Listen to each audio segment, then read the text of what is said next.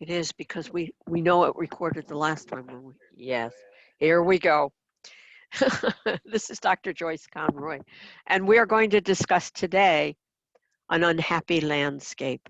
Everybody wants to know about the castle, so this is it, folks. But you need to know the history behind the castle and the landscape itself. So the thesis statement here is that no one has ever lived successfully on that piece of land. So here we go. By the way, most of the pictures in here are mine. The area we call Craigie Clare is really sad and unhappy. We need to go back in time and in history to see who actually was there, who lived there, who tried to live there. And so we'll start by saying and looking at who lived there first. The Lenape or Lenape, however you want to pronounce it, were here first, and they used the rivers and the streams as highways. And this is a place you can see where the rocks were built up, and that cave goes back in quite a distance. This is up towards Pelner Hollow, and here, that's a cave that's built in under a glacial erratic. People built right into the mountains at that time. You can just see now, looking down, you can see a dressed stone, another place that was opened up. We found several of these up in the mountains. Were they built by the wood choppers? We think they were built by the Native Americans. Now, again, this was Native American. So we have the Hardenberg patent. This was 1.5 million acres. Now, all of this was sort of given away by the British when they got there. It was sort of like, you've been nice to me, so let me give you, let's say 50, 60,000 acres. I've never seen it, but we're going to give it to you anyway. So the patent, the Hardenberg patent, extending from the Hudson River to the Pennsylvania line, it comprised Sullivan, Ulster, Delaware, and Greene counties. And he indicated it was obtained fraudulently from the Native Americans and registered through chicanery, fraud, and outright insider trading in the early 1700s, and then it was divvied up amongst the heirs. Now, again, it did not matter that the Native Americans were already on the land. So they used the area that we now call Craigie Clare to settle differences. They would meet, they would come in through the Delaware or through the Beaverkill, the little Beaverkill, and they would meet every 5 years or so, and they would settle their differences, often as not to the death. You'll notice here, and I'm going to use my cursor to show that we have Indian camping grounds, an Indian camp. This is on the other side of Pelner Hollow.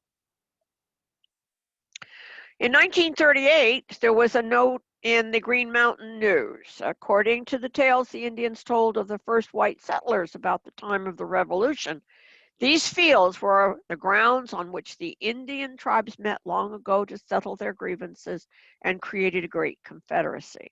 It was a battlefield.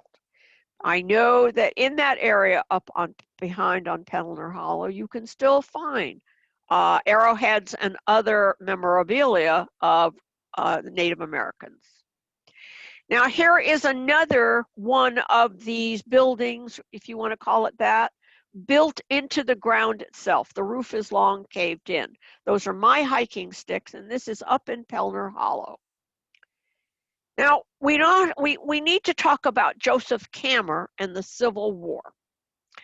Now, Joseph went in on August 4th in 1862 in the town of Rockland, Company A. Many of them went in on Company A. And he came out in 1865. He was still as a private. He was 23 years old when he joined the service. Now, at the time, if they didn't have money to give them when discharged, they were given land. And it was in rather tricky areas. Now, it didn't have to be a nice piece of land, but the thought was there. And a usual land gift was 50 acres. So Joseph Camer and his brothers each had a farm of about 50 acres. Now they've been given land and they're trying to farm. Now this map is from 1875, and you'll notice you don't see Craigie Clare on this because it's not yet a hamlet. And we have a lot of sawmills through there.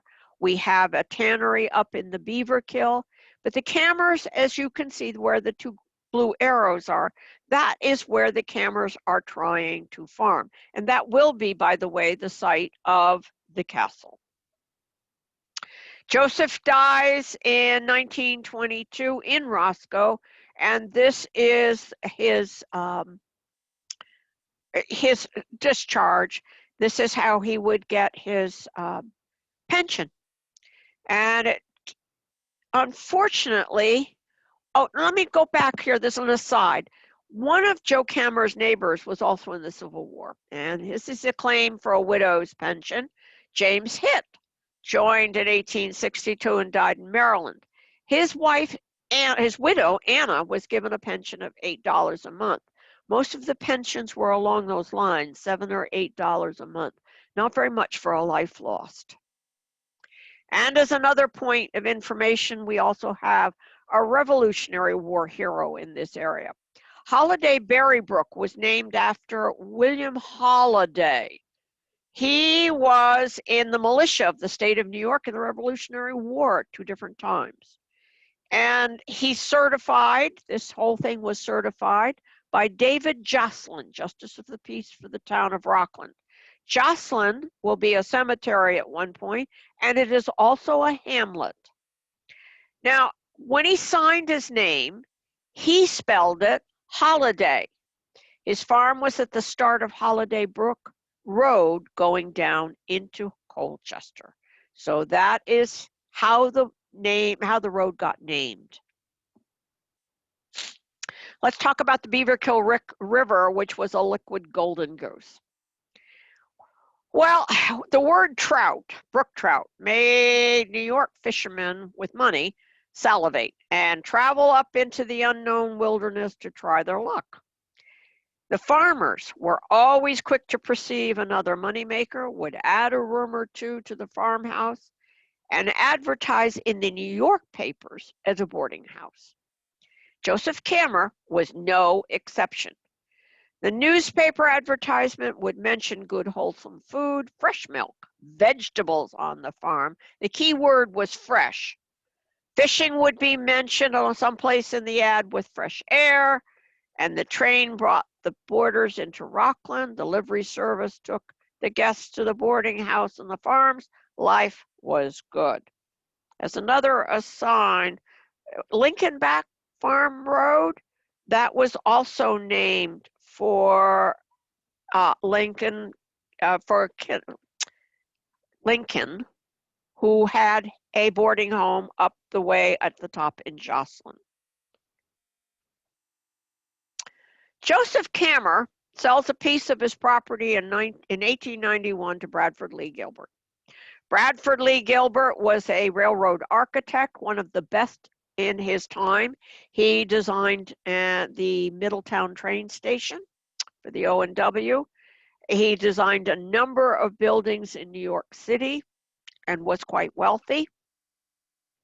He lived in New York City, summered in Monmouth in New Jersey, but he liked to fish.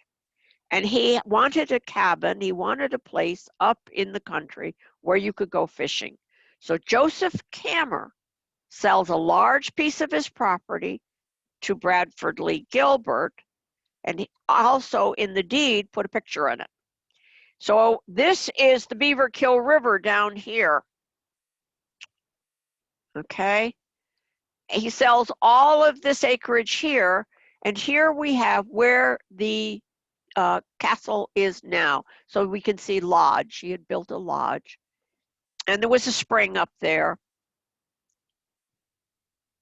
Now, unfortunately, after selling to Bradford Lee Gilbert, that piece of land where Bradford Lee is going to put a lodge in, he met a very sad end. Apparently, he had gotten dementia. He is crawling along on the railroad tracks for the O&W and was struck by a train.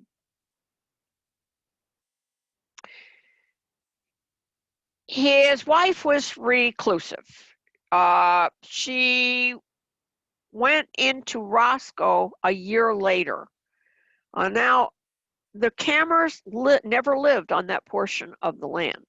Their farm was behind the present castle.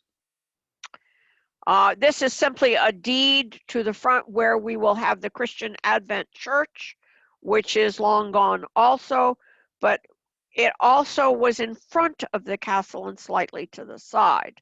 Here is that church right next to the school. This would have been in Bradford Lee Gilbert's front yard. Bradford Lee Gilbert was very, very religious. He was probably Methodist. And this is, like I said, a Christian Advent church, a split from the Methodist church here in Roscoe. This is the school today. It was made into a house, sold to one of the heirs that donated the land all those years ago. An addition was put on, and it is the schoolhouse. Here it is when it was actually being used as a school. These young people are sitting on the steps to the church, which has closed down, but the school building is still standing.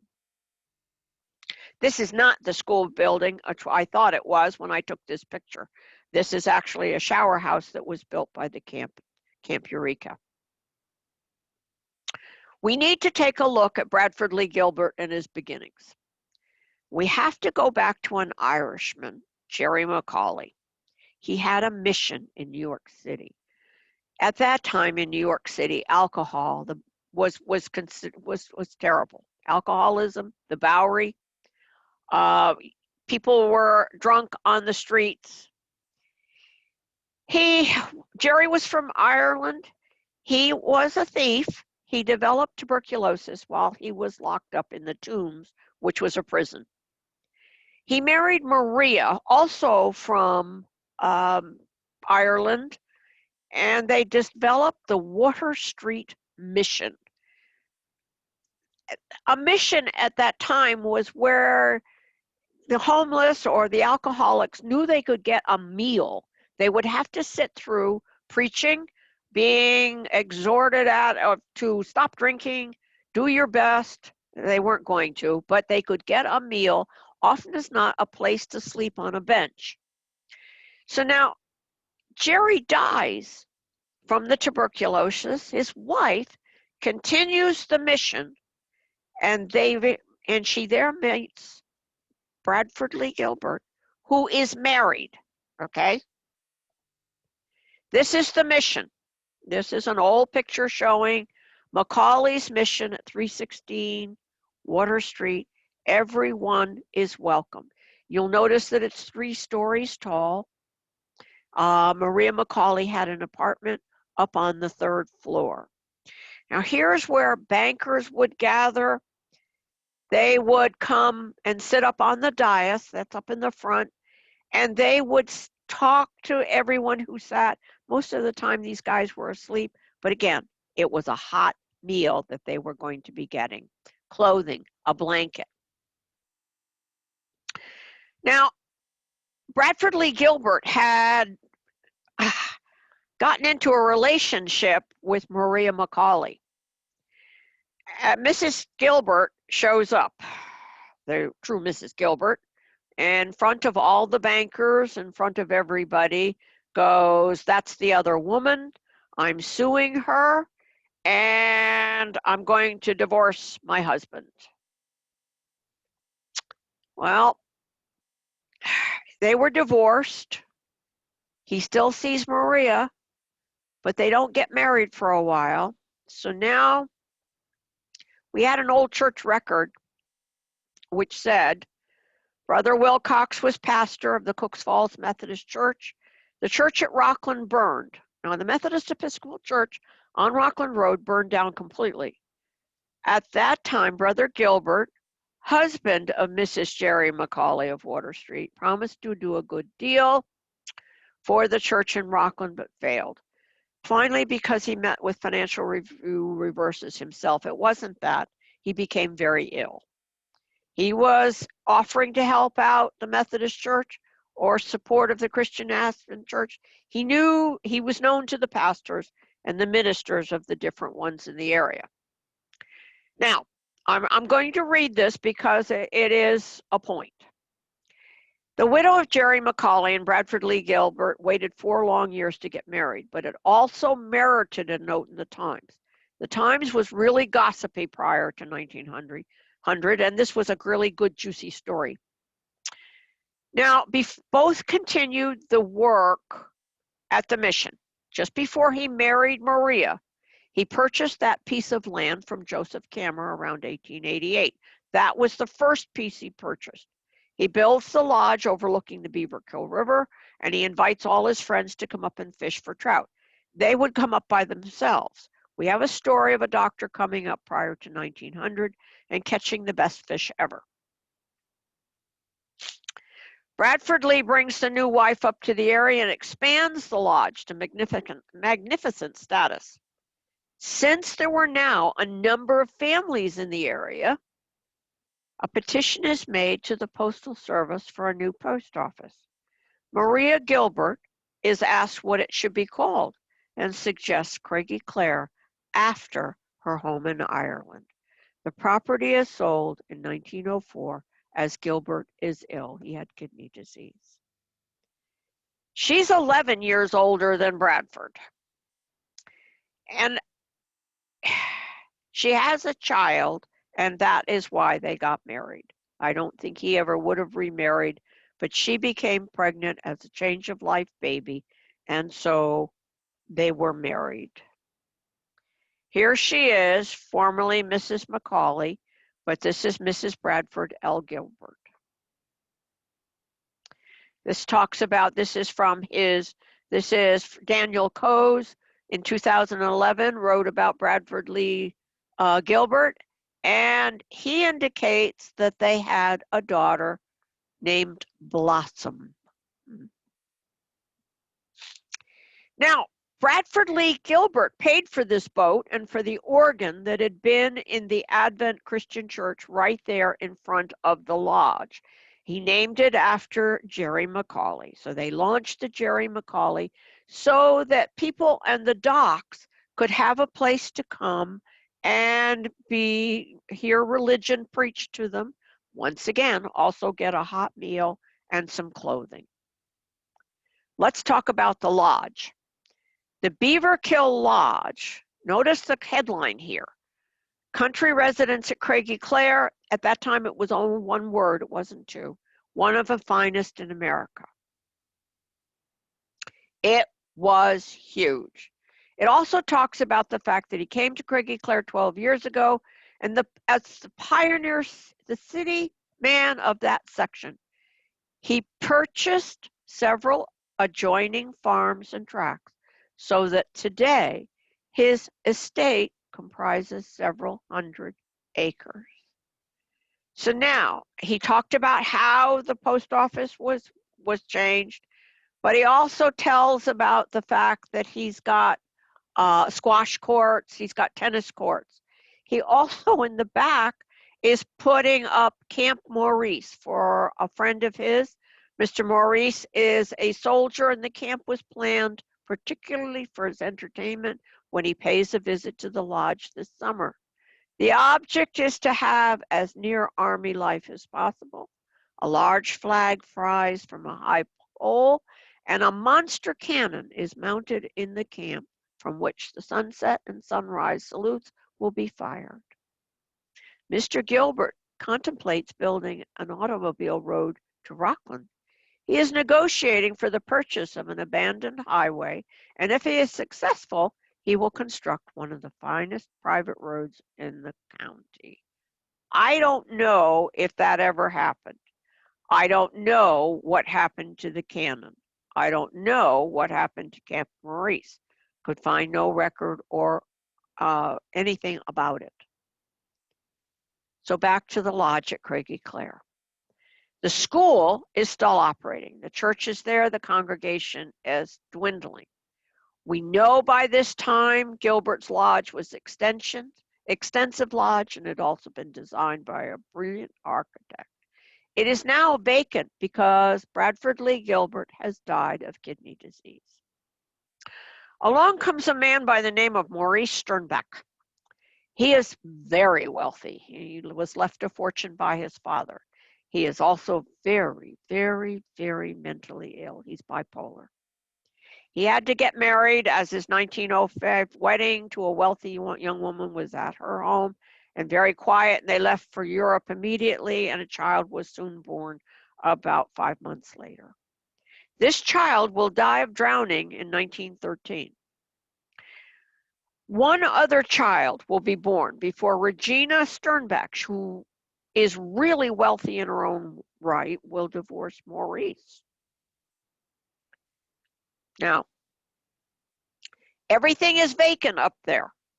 Sternbach's not living there. He comes up once in a while, has some work done, putting in equipment, just extending the land, and then he goes right back into New York City. But then he's back off to Europe. He's expelled. He swindled the Grand Duchess Xenia Alexandrovna out of her jewelry. With no real experience of handling money, Xenia was easy prey for unscrupulous opportunists. So in other words, he calls himself a financier. He comes to England and he says, I can get you a good price for your jewelry. So she let him have the jewelry, and he didn't do as he said. She took him to court. She won a 10,000 pound judgment. He had the money to pay her. But then he was deported. He comes back into New York City. He then kidnaps his son. He was supposed to just take the child for a walk. He was allowed to see the child, but he was just going to take him for a walk, and he kidnaps the son. So his wife immediately hires the Pinkertons, and they find him, and he was then taken to a to Bellevue, and he was removed to the River Crest Sanatorium in Astoria, Long Island. Now, a word about sanatoriums or about psych hospitals then. If you had a lot of money, you were in a hotel-like setting. The deal is there were bars on the window and the door was locked from the outside. But you had maid service, you had very best food, you were comfy. You were salted away nicely. If you were poor, it was a different story, as we all know. So Sternbach never stayed there. Absolutely never stayed there. He dies in the insane asylum in 1924. He died.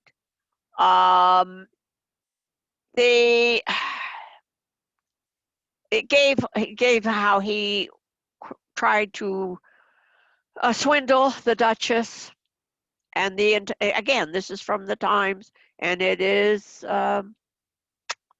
was chatty. He was a patient there for a year, and he dies. How did he die? We have no idea, because he was only 43 years old. Sternbach's widow sells to Dundas. Now that's how we're going to get the name of the castle up there. And this is again from this article. For many years during the Times, the property was owned by Mr. Gilbert. It was one of the most attractive places in Sullivan County and was visited by many tourists during the summer. Here's what we know they had.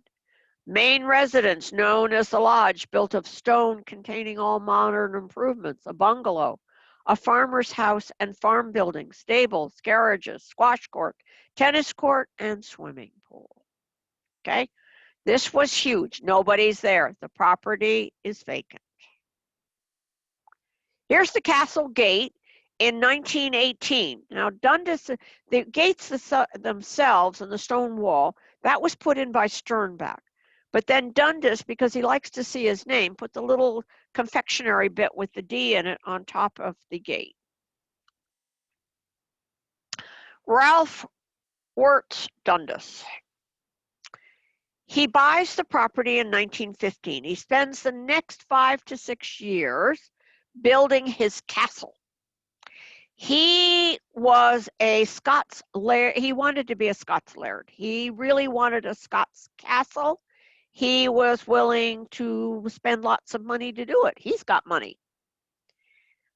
There were a lot of legends about this, that he was building a walled courtyard in his castle for his wife, who was mentally ill. She was. Was he doing it? I don't know. But I do know that he wanted a castle. He wanted it similar to a castle in Scotland.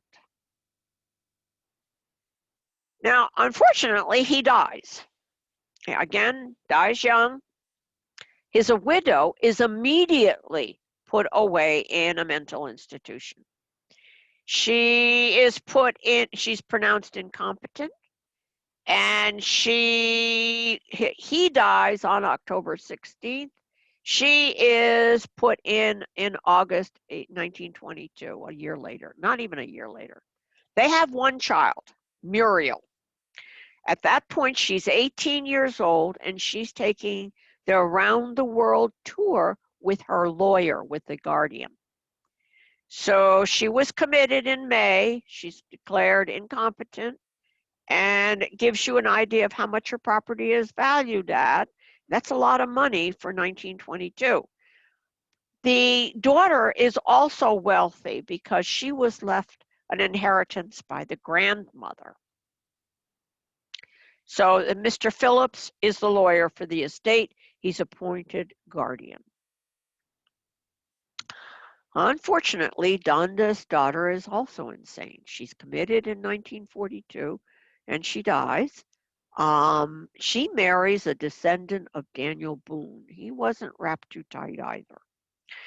And the two of them in England, they hire National Geographic. They are doing some scientists. They're going to find King John's gold. But then one morning, all the scientists are fired, and Dundas says, or Mrs. Boone's husband says, you know what? I found this man who's got a willow rod, and I'm pretty sure that he can find it. Didn't work. So she's committed, and she dies. He comes back and heads out west hunting for more gold. So the property's got caretakers. Nobody's there. But because she is wealthy, everything is kept exactly as it was. In other words, this place is fully furnished. It has everything so that if she decided to come there, she could. She's not going to because she's committed. So the Prince Hallfrey and Accepted Masons of New York State has purchased for cash the 964 Muriel H. Wirtz Dundas Boone estate near Roscoe, New York. It's partly in Sullivan and partly in Delaware counties, and it's bought. So they thought that this place would be used as a haven for aged and indigent Prince Hall Masons and widows and orphans. The property includes a 36-room castle and is valued at $500,000. So they buy it for far less than $500,000. The Masons had great plans for the property. They wanted to use the farmhouses. This would be like a boarding house right here, a hotel. Then the barns. They were planning to use the barns, the swimming pool, the castle. Now, it's a replica of a castle built in the 18th century, and silver hardware, electrical fixture, solid oak doors, 4 inches. It's really fantastic. This is where they are going to have an old age home. It didn't work. Nothing. Nobody, they couldn't make a go of it. Not a single solitary person stayed there. The only thing they were able to do was put up a children's camp away from this spot called Camp Eureka. All new buildings. Nothing else worked. There are farmhouses still up there falling down. So Let's discuss this. Do you want to live in a castle? These are my pictures now. It could be haunted, you know. At least that's what I'm told. Kind of creepy, huh? It needs a lot of work, too. Actually, a lot of work. It looks like we could use a roofer and somebody to fix the broken chimney. The back of the castle from the second floor window, and there is a small tree growing in the roof. Now, out in the back here is where Camp Maurice was supposed to be, way up in there. I was not allowed on my trip to explore that area. That's for younger feet than mine. This is the retaining wall of the original road, now overgrown with tree and debris. Iron bars broken on the front turret. Third floor damage to the windows and the gargoyles up on the left. These are the gargoyles right up in there. A bit of plaster problem overlying the original brick. Remember that word, original brick. We're going to talk about that. This is the boiler in the cellar. Leaves a whole lot to be desired. There's been a lot of renovations down here in the cellar and a lot of flooding. But this was the boiler where it heated the hot water, which went upstairs to a cistern on the roof. That is gone too. But that's how you got water upstairs. Hot water heater plus the renovations to the basement. Now the cellar windows downstairs are all barred with an iron grate that slides on a track. They're all barred from the inside. Part of the cellar is flooded and it's filled with camp debris. In other words, they just chuck stuff down there and it is flooded. Plumbing problems. This is the third floor pipes leading to the roof cistern, which is long gone because it was a lovely cistern and it was bluestone and it's gone. Old gas switches on the second floor because there was no electricity at the time when it was constructed, so you had gas.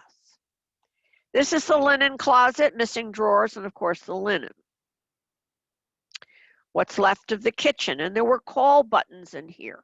In other words, you could call from any room and it would register down here in probably what was the kitchen and the butler's pantry, and then you'd go up and see what was needed. This is the remains of the call buttons in the butler's pantry. This is the third floor, which was the servants' area.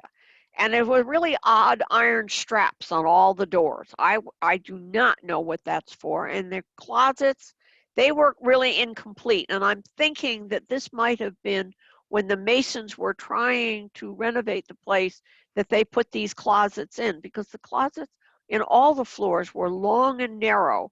And then somebody just stuck shelves in them. So it's very odd. There's water damage, a lot of water damage. This is the original wood and brick of the Beaverkill Lodge. Getting a drift? Water damage then too reveals a crawl space of the original Beaverkill Lodge. And this is how it looked. There are very few pictures that I was able to lay my hands on showing when it was furnished, awaiting someone to come in. This would have been Mrs. Boone's or Wirtz Dundas. And this is how the one living room was supposed to look. This is now how it looks. Now, you'll notice the door over here on this. It's not a door, it's a wall. I think a lot of people thought that this was a secret room for a secret passage because there's enough footprints on there to try to knock it down. This was, again, the fireplace in the main living room. There are faces all along here. Here, like this. They were most likely Dundas likeness, but they're all broken off. There were faces right along as you went along. Beautiful work in there, but it's been destroyed. The graffiti in there is terrible. There were supposed to be turrets here on the sides. So this is why it just never was completed. The road came into a covered portico, and that's gone too. Guests drove up to the lodge via this old road.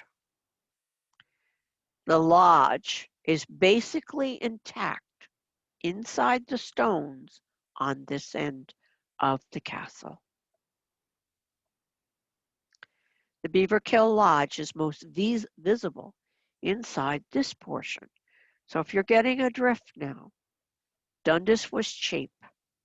He simply covered up the lodge. And we're going to see how that's done in just a minute. The servants' bathroom, it's one of the very few that survived. Everything else has been ripped out. All the fixtures are gone. These ground floor windows are part of the original lodge. They've been covered up in part, but this is part of the lodge. This is a different fireplace and different shaped door. This was an area that he did not play with too much. This is one of the original doors to the lodge built by Bradford Lee Gilbert and the original windows inside.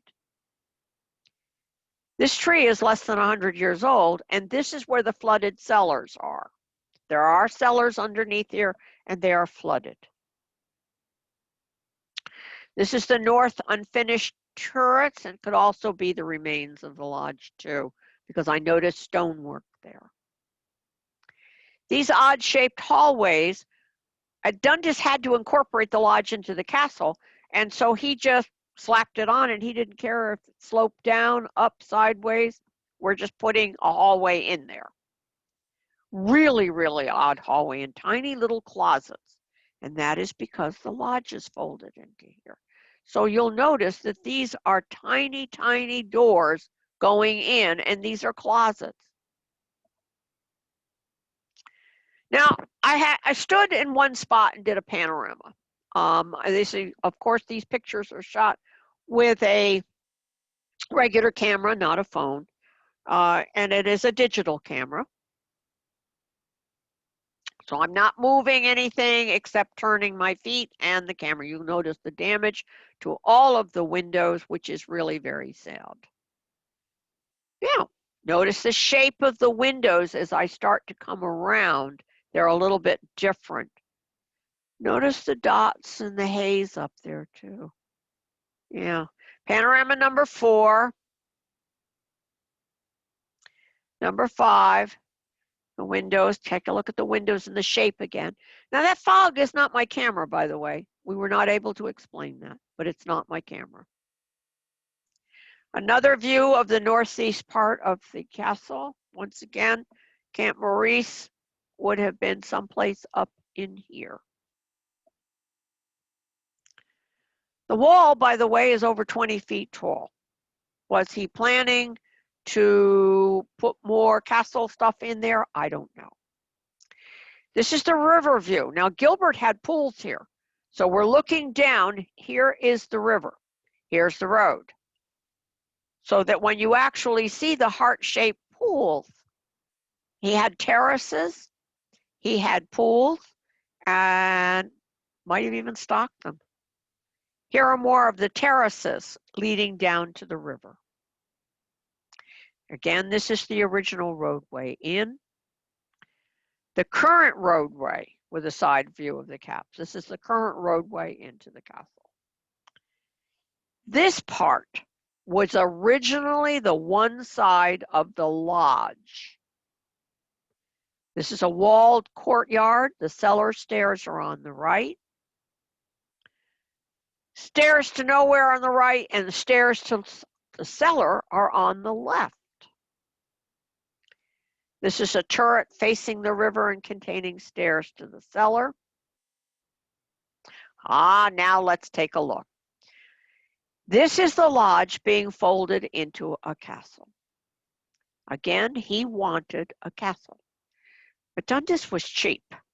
What he has done is taken river rocks and piled them up around the lodge, not changed anything inside the lodge, covered the windows with plastic, and put in 2 witches' caps. That's what the 2 turrets were called, were witches' caps.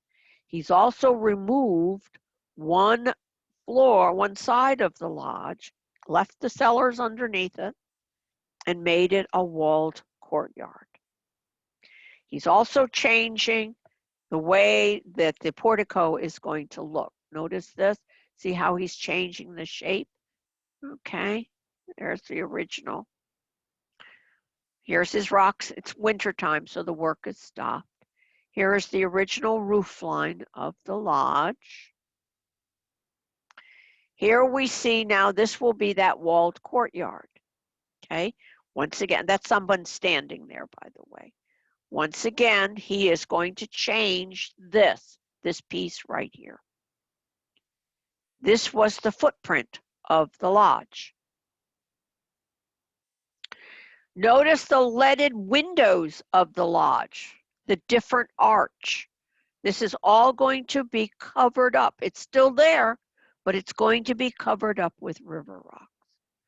These beautiful lead windows are covered up with plastic, okay? Here we have again, this will be a witch's cap soon, right in here. And again, this is a gentleman, this is just a different view. They stopped work during the winter, but we have someone up there taking a look. This is where you will go in, this will be removed, and this will be a witch's cap right there. See how it's starting to be shaped in? He'll take this part of the roof off too. Look at all those river rocks. This is Peter Lindsay. This was a picture that was loaned to me, and he will be the stonemason here.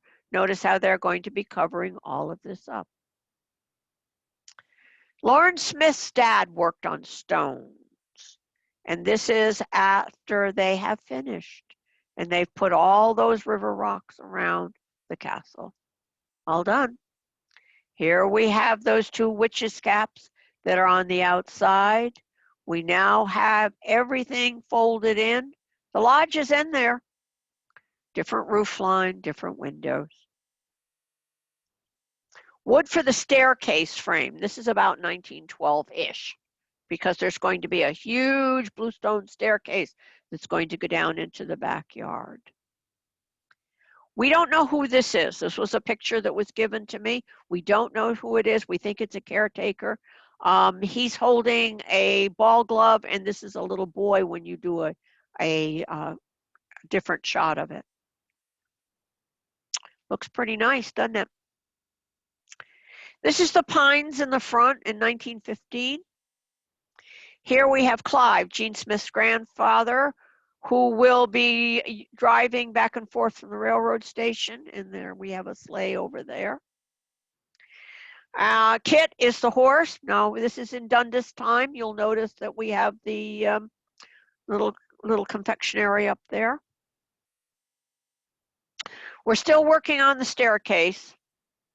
Now the stairs are done. And the stairs will walk, there's again stone going all the way down. We're looking at what's left of those stairs right there. The treads are long gone. They were bluestone treads and they're gone. This is the stone walls and the terraces. Small turrets on the larger ones with the stairs. It's the door to the living room and the footprint of the lodge wing. This is the door to the living room. So the cellar's underneath here. This is where the rumor came up, true or not, that Mrs. Dundas was going to be placed because those iron bars are original. The west wall, unfortunately, is starting to crumble. Now the DEC holdings up in here are extensive. There are 965 acres. There are several farms folded into that. There are hiking trails, but the castle part itself is right down here. All right, we have farms all up in here. Camp Eureka is just visible over the hill. That's the staircase, just visible over the hill. This is not my picture, but I was allowed to use it. This was in the winter time. The windows are not as damaged in this particular picture. So you sure you want to live in this castle? No one successfully lived there. And since I have lived here and talked about it or written about it, there was a ATV accident and a death up in the back. Right now, the only thing that goes is a hunting club that comes into one of the barns for 2 weeks in hunting season and Camp Eureka. The rest of the time it's vacant. The Masons do not want people trespassing. There is a caretaker and a home in the front. And again, it has a lot of history, but no one has successfully lived in that spot since the Native Americans left all those years ago. Thank you for listening. Bye. Stop share. How do we stop? I did stop share.